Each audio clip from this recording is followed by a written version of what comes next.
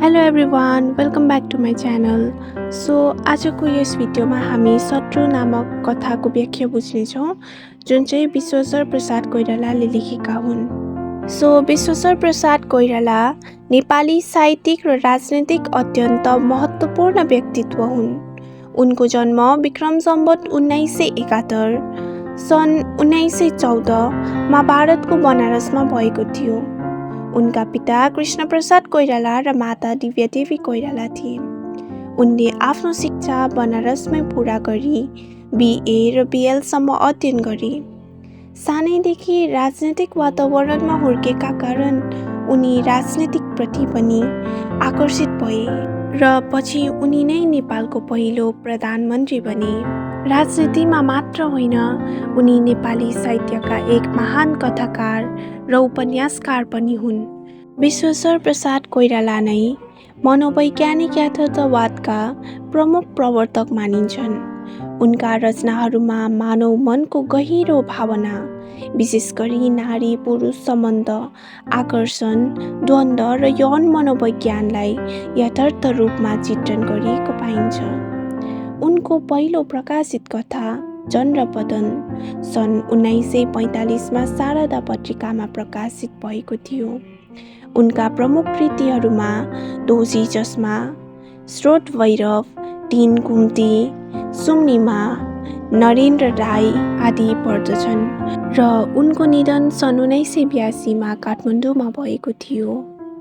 शत्रु कथा पनि महान नेपाली साहित्यकार विश्वेश्वर प्रसाद कोइरालाद्वारा रचित एउटा उत्कृष्ट मनोवैज्ञानिक यथार्थवादी कथा हो। यस कथामा बाहिरी रूपमा व्रत, निष्पक्ष र सबैको प्रिय देखिने मानिसको भित्री यथार्थलाई उजागर गरिएको छ। कथाले देखाउँछ कि मानिसले आफूलाई कति नै राम्रो ठान्ने पनि उसले आफ्नो व्यवहार, निर्णय र सोचका कारण अन्जानेमा पनि धेरै शत्रु बनाएको हुन्छ। यो कथा मानव मनको व्रत, आत्मा अहङ्कार, सामाजिक सम्बन्ध र यथार्थ बीचको द्वन्द्वलाई गहिरो रूपमा प्रस्तुत गर्छ। शत्रु कथाको पहिलो अनुच्छेदमा कथाको मुख्य पात्र कृष्ण राईको परिचय दिएको छ। उनी 45 वर्षका गाउँमा सबैभन्दा वृद्ध, शान्त र आदर्श व्यक्ति मानिन्छन्। आँखामा राखे पनि नबिजाउने भन्ने उखान उनी जस्ता व्यक्तिलाई जनाउन प्रयोग गरिएको छ, जसको अर्थ हो अत्यन्त निर्दोष, कोमल र कसैलाई दुःख नदिने। उनी धेरै वर्षदेखि गाउँ बाहिर गएका छैनन्, जसले उनलाई सरल र सीमित जीवनशैली देखाउँछ। उनी झगडा, विवाद र अनावश्यक सम्पर्कबाट टाढा बस्न चाहन्छन्। उनको एउटा महत्त्वपूर्ण विचार के छ भने कर्जा दिनु हुँदैन, किनकि कर्जा लिँदा वा दिँदा भविष्यमा झगडा उत्पन्न हुन सक्छ। यसले उनको व्यावहारिक सोच र अनुभवजन्य ज्ञान देखाउँछ। तर उनी पूर्ण रूपमा स्वार्थी छैनन्। गाउँमा कसैलाई दुःख पर्दा, मृत्यु हुँदा वा समस्या पर्दा उनी नै सबैभन्दा पहिले सहयोग गर्न पुग्छन्। यसले देखाउँछ कि उनी दयालु, सहानुभूतिशील र सामाजिक जिम्मेवारी बुझेका व्यक्ति हुन्। उनी गाउँमा झगडा हुँदा मध्यस्थता गर्ने व्यक्ति पनि हुन्। उनले दिएको निर्णय सबैले स्वीकार गर्छन्, जसले उनको निष्पक्षता र विश्वासिलो चरित्र प्रमाणित गर्छ। यस अनुच्छेदमा कृष्ण राईको जीवनको अवस्था देखाएको छ। उनीसँग धन, सम्मान, प्रतिष्ठा सबै कुरा छ। समाजमा उनको ठुलो इज्जत छ र सबैले उनलाई मान्छन्। तर उनको जीवनमा एउटा अभाव छ, उनीसँग आफ्नै सन्तान छैन। यो कुरा कुनै पनि मानिसका लागि ठुलो भावनात्मक कमी हुन सक्छ। तर कृष्ण राईले यो अभावलाई पनि समाधान गरेका छन्। उनको आफ्नो टाढाको भतिजालाई पालेर सन्तानको कमी पुरा गरेका छन्। अब बाहिरबाट हेरौँ भन्दा कृष्ण राईको जीवन पूर्ण रूपमा सफल र सन्तुष्ट देखिन्छ। उनीसँग न त आर्थिक समस्या छ, न त सामाजिक। तर यही पूर्णता नै यस कथाको मुख्य भ्रम हो। एक रात कृष्ण राई सुत्न लाग्दा आफ्नो जीवनबारे सोच्न थाल्छन्। उनी आफैसँग सन्तुष्ट छन् कि उनले जीवनमा कसैलाई पनि शत्रु बनाएका छैनन्। उनलाई आफैमाथि गर्व छ कि उनले शान्त र विवादरहित जीवन बिताएका छन्। तर त्यही समयमा अचानक उनीमाथि लट्ठीले आक्रमण हुन्छ। यो घटना अत्यन्त महत्त्वपूर्ण छ किनकि यसले उनको सोचलाई हल्लाइदिएको हुन्छ। उनी अचम्ममा पर्छन्। मैले कसैलाई दुःख दिइनँ, मेरो कोही शत्रु छैन, फेरि मलाई किन आक्रमण गर्यो? पहिलोपल्ट उनलाई यो घटना सपना जस्तो लाग्छ। तर भित्तामा लागेको लट्ठीको टुक्रा देखेपछि उनी निश्चिन्त हुन्छन् कि यो वास्तविकता हो। अब उनको मनमा शङ्का, डर र जिज्ञासा सुरु हुन्छ। उनी सोच्न बाध्य हुन्छन् कि मेरो शत्रु को हुन सक्छ।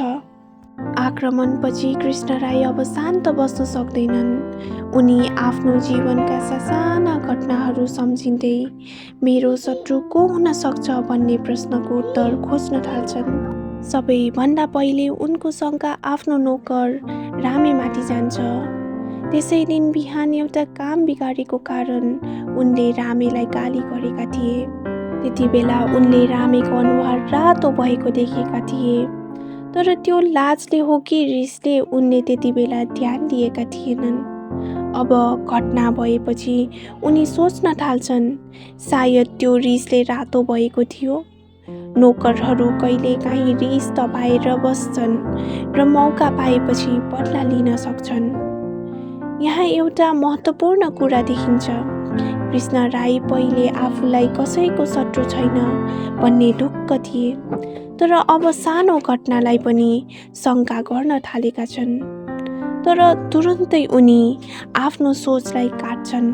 रामे पुरानो र बढ्दो नोकर हो। उनले पहिले पनि धेरै गाली गरिसकेका छन्। सानो कुरा मात्रले मालिकलाई आक्रमण गर्न उसले सक्दैन। तर्कसङ्गत हुँदैन यो। अब यसले देखाउँछ कि उनको मन दुविधामा बसेको छ। विश्वास र शङ्का बीच लगातार सङ्घर्ष भइरहेको छ। अब उनी दोस्रो सम्भावनातिर जान्छन्, बलभद्र। अस्ति मात्र बलभद्रले हिसाबमा गडबडी गरेर ठग्न खोज्दा कृष्ण राईले उसलाई समातेका थिए र सबैको अगाडि लज्जित पारेका थिए। यस घटनालाई सम्झेर उनी सोच्छन्, बलभद्र समाजमा इज्जतदार मान्छे हो र त्यसले उसको अपमान भएको थियो, त्यसैले उसले बदला लिन खोजेको होला। यहाँ कृष्ण राईले पहिलो पटक स्वीकार्न थाल्छन् कि मैले अरूलाई चोट पुर्याएको हुन सक्छ। यद्यपि उनले आफूलाई सही काम गरेको ठान्छन् किनकि ठगी रोक्नु गलत होइन, तर सार्वजनिक रूपमा कसैलाई लज्जित पार्नु भनेको उसको आत्मसम्मानमा चोट पुर्याउनु हो। उनी आफ्नो विगतमा व्यवहारलाई पुनः मूल्याङ्कन गर्न थाल्छन्। म निर्दोष छु भन्ने सोच अब सायद मैले गल्ती गरेको थिएँ मा परिवर्तन हुन थाल्छ। कृष्ण राईको सोच अझै फैलिँदै जान्छ र उनी आफ्नो शत्रु खोज्ने क्रममा नयाँ नयाँ सम्भावनाहरू सम्झन थाल्छन्। अब उनको शङ्का केवल नोकर वा चिन जानेका व्यक्तिमा मात्र सीमित रहँदैन, तर अरू मानिसहरू मार्फत पनि जान थाल्छ। अब उनले एउटा युवक नोकरी खोज्दै आएको मान्छेलाई सम्झन्छन्। यो युवक गरिब थियो र खाना नपाएर काम खोज्दै कृष्ण राईको घरमा आएको थियो। तर कृष्ण राईले उसलाई काम दिनुको सट्टा उसलाई उपदेश दिन थाले र कुराकानीमै कर्मका केही अप्रिय कडा शब्दहरू पनि भने। अब घटना भएपछि उनी सोच्न थाल्छन्, सायद यो युवक स्वाभिमानी थियो। उसलाई मेरो शब्दहरू धेरै चोट पुगेको हुन सक्छ, त्यसैले उसले आफ्नो मनमा रिस राख्यो होला। यहाँ एउटा महत्त्वपूर्ण कुरा देखिन्छन्। कृष्ण राईले पहिलो आफ्नो व्यवहारलाई सामान्य ठानेका थिए, तर अहिले उनी बुझ्न थालेका छन् कि उनका शब्दहरू अरूका लागि पीडादायक हुन सक्छ। अब उनी आफ्नो एउटा नराम्रो बानी पनि स्वीकार गर्छन्। उनी भन्छन्, आफूलाई निर्दोष ठान्ने कृष्ण राईलाई अब थाहा हुन्छ कि उनी सधैँ अरूका लागि बिना कारण सल्लाह र आदेश दिन्छन्। समय भए पनि नभए पनि, मागिएको भए पनि नभए पनि उनले अरूलाई सिकाउन थाल्छन्। उनले पहिले यसलाई राम्रो गुण ठान्थे, तर अब बुझ्न थाल्छन् कि यो वास्तवमा अरूलाई नराम्रो लाग्ने बानी हो। कृष्ण राईको सोच अझ गहिरो र फराकिलो बन्छ। अब उनी आफ्नो शत्रु खोज्ने क्रममा व्यक्तिगत घटनाहरूबाट बाहिर निस्केर आफ्नो सामाजिक भूमिकातर्फ ध्यान दिन थाल्छन्। उनी सम्झन्छन् कि उनी गाउँमा धेरै झगडाहरूमा मध्यस्थ भएर बसेका थिए। गाउँलेहरू उनलाई विश्वास गरेर झगडा मिलाउन बोलाउँथे र यही कारण उनलाई धेरै सम्मान पनि मिलेको थियो। तर अब उनी एउटा महत्त्वपूर्ण सत्य बुझ्न थाल्छन्। मध्यस्थ हुनु भनेको दुवै पक्षलाई खुसी पार्न सम्भव हुँदैन। जब दुई पक्षबीच झगडा हुन्छ, निर्णय सधैँ एक पक्षको पक्षमा जान्छ र अर्को पक्ष असन्तुष्ट हुन्छ। त्यसैले चाहे निर्णय कति नै निष्पक्ष किन नहोस्, मध्यस्थले अनिवार्य रूपमा कसैलाई आफ्नो शत्रु बनाउँछ। त्यसैगरी उनी एउटा घटना सम्झन्छन्। गोविन्द पण्डित र गोरे जमिनदारको खेतीको झगडा भएको थियो। कृष्ण राईले सधैँझै बीचमा बसेर दुवैलाई सम्झाउन खोजे। झगडा गरेर के फाइदा, मिलेर बस्नुपर्छ, शान्ति र सद्भाव राख्नुपर्छ। तर उनीहरूको झगडा यति बढेको थियो कि उपदेशले काम गरेन। अनन्त कृष्ण राईले निर्णय लिनै पर्यो र त्यो निर्णय गोरे जमिनदारको पक्षमा भयो। यसको परिणाम गोविन्द पण्डित असन्तुष्ट भए र यसको सम्भावनामा उनले कृष्ण राईलाई आफ्नो शत्रु ठान्ने। त्यसैगरी उनले अर्को घटना पनि सम्झिए। एक झगडामा उनले कैयाको पक्षमा निर्णय लिएका थिए। त्यसपछि मास्टर रिसाएर भनेका थिए, फैसला त स्वीकार गर्छु, तर त्यो मान्छे कहिल्यै राम्रो हुन सक्दैन। यस वाक्यबाट स्पष्ट हुन्छ कि मास्टरले निर्णय त स्वीकार गर्छ, तर मनबाट स्वीकार गर्दैन र भित्रभित्रै रिस र द्वेष राखिरहेको हुन्छ। र यसबाट कृष्ण राईले एउटा ठुलो सत्य बुझ्छन्। निष्पक्ष हुनु भनेको सबैको प्रिय हुनु होइन। उनले पहिलो आफूलाई सबैको राम्रो चाहने व्यक्ति ठान्थे। तर अब उनी बुझ्छन् कि उनका निर्णयहरूले कसैको मन दुखाएको छ र यसले उनको सोच पनि बदलिदिन्छ कि उनले सोच्ने गर्थे, म निर्दोष छु, सायद मैले धेरै शत्रु बनाएको रहेछु भन्ने सोचमा परिवर्तन गरिदिन्छ। कृष्ण राईको मानसिक अवस्था अझ जटिल र गहिरो बन्दै जान्छ। अब उनी केवल एक दुईजनामाथि मात्र शङ्का गर्दैनन्, तर आफ्नो जीवनका धेरै पुराना र साना घटनाहरू सम्झन थाल्छन्। उनी सम्झन्छन् रेलको डब्बामा भएको झगडा, हाटमा कसैलाई धक्का दिएर लडाएको घटना, आफूले कामबाट निकालिदिएको नोकरहरू, आफ्नो दाजुभाइ जो उनको उन्नति देखेर ईर्ष्या गर्थे। यी सबै घटनाहरू पहिले उनका लागि सामान्य थिए।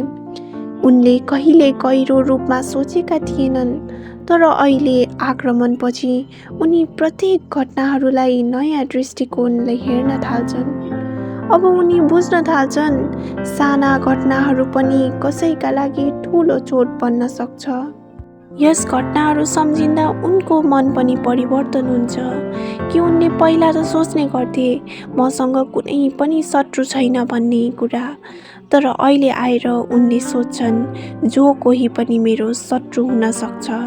कृष्ण राईले सोच्दै जाँदा उनलाई आफ्नो पालेको छोरामाथि पनि शङ्का लाग्न थाल्छ।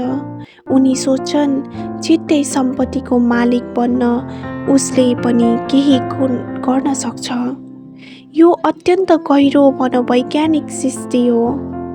यसले देखाउँछ अब उनको विश्वास पूर्ण रूपमा टुटिसकेको हुन्छ। अब उनी कसैमाथि पनि भरोसा गर्न सक्दैनन्। यहाँबाट कथाले यो देखाउँछ कि शङ्का एकपटक मनमा पस्यो भने त्यो बिस्तारै सबै सम्बन्धलाई बिगार्न थाल्छ। अब कृष्ण राई यी सबै सोचाइहरूबाट अत्यन्त थाकिसकेका हुन्छन्। उनी यी कुराहरू बिर्सेर सुत्न खोज्छन्, तर सुत्न अघि उनी एउटा गहिरो निष्कर्षमा पुग्छन्। उनी भन्छन्, यस संसारमा कोही पनि पूर्ण रूपमा मित्र हुँदैनन्, सबै कुनै न कुनै रूपमा शत्रु हुन्छन्। उनले बुझ्छन् कि शत्रुता कुनै ठुलो कारणले हुँदैन, सानो कुराले पनि द्वेष जन्माउन सक्छ। मानिसको मन संवेदनशील हुन्छ, झगडाको निहुँ कति सजिलो पाइन्छ भन्ने विचारले मानव सम्बन्ध कति नाजुक हुन सक्छ भन्ने देखाउँछ। कथाको अन्तिम दृश्यमा भोलिपल्ट पुलिसले घटनाको अनुसन्धान गर्छ। इन्सपेक्टरले कृष्ण राईलाई सोध्छ, तपाईलाई कसैमाथि शङ्का छ? पहिले कृष्ण राईले भन्थे, मेरो कुनै शत्रु छैन, तर अहिले उनी धेरै मानिसहरूको नाम लिन्छन्। रामे, केदार, युवक, गोविन्द पण्डित, कैया मास्टर, बुधे, लीला, पुष्पराग, रामचन्द्र, पराजुली। यसको अर्थ अब उनको दृश्यमा सबै सम्भावित शत्रु हुन्। कृष्ण राईले जीवनमा धेरै मानिसहरूलाई आफ्नो नजिक बनाएनन्, तर जति पनि मानिसहरूसँग उनी बोले, मिले, आफ्नो मध्यस्थको काम गरे, सबैलाई उनले शत्रु नै बनाएको अन्तिममा देखाइएको छ। यस कथाले देखाउँछ कि मानिसले आफूलाई कति नै असल, निष्पक्ष र निर्दोष ठाने पनि उसले अन्जानीमा धेरै शत्रु बनाइसकेको हुन्छ। कृष्ण राईको चरित्र मार्फत लेखकले आत्मभ्रम, इल्युजन र यथार्थ रियालिटी बीचको अन्तर स्पष्ट पारेका छन्। साना साना व्यवहार, शब्द र निर्णयले पनि अरूको मनमा द्वेष र शत्रुता जन्माउन सक्छ भन्ने सन्देश कथाले दिन्छ। अनन्त कथा यस निष्कर्षमा पुग्छ कि मानिसले चाहेर पनि सबैको प्रिय बन्न सक्दैन र शत्रुता जीवनको स्वाभाविक सत्यता हो। शत्रु कथा विश्वेश्वर प्रसाद कोइरालाले कृष्ण राईको जीवन मार्फत एउटा गहिरो सत्य देखाउँछ। कथाको सुरुमा कृष्ण राई आफूलाई अत्यन्त व्रत, निष्पक्ष र सबैको प्रिय मान्छन्। उनलाई लाग्छ कि उनले जीवनमा कहिले कसैलाई शत्रु बनाएको छैनन्, तर एक्कासी भएको आक्रमणले उनको विश्वास टुट्छ। त्यसपछि उनी आफ्नो जीवनका ससाना घटनाहरू सम्झिँदै जान्छन्। नोकरलाई गाली गरेको, कसैलाई लज्जित पारेको, झगडामा मध्यस्थ भएको, एक पक्षको मन दुखाएको, गरिब युवालाई कडा शब्द बोलेको आदि। यी सबै कुराले उनी बुझ्न थाल्छन् कि अन्जानीमा पनि उनले धेरै मानिसहरूको मन दुखाएका रहेछन्। अनन्त उनी यस निष्कर्षमा पुग्छन् कि संसारमा कोही पनि पूर्ण रूपमा शत्रुविहीन हुन सक्दैन। साना व्यवहार र शब्दहरूले पनि मानिसबीच शत्रुता जन्माउन सक्छ। यसरी यस कथाले आत्मब्रह्मबाट यथार्थतर्फ यात्रा देखाउँदै अन्त्यमा जीवनको कठोर सत्य प्रस्तुत गर्छ। मानिसले चाहेर पनि सबैको प्रिय बन्न सक्दैन।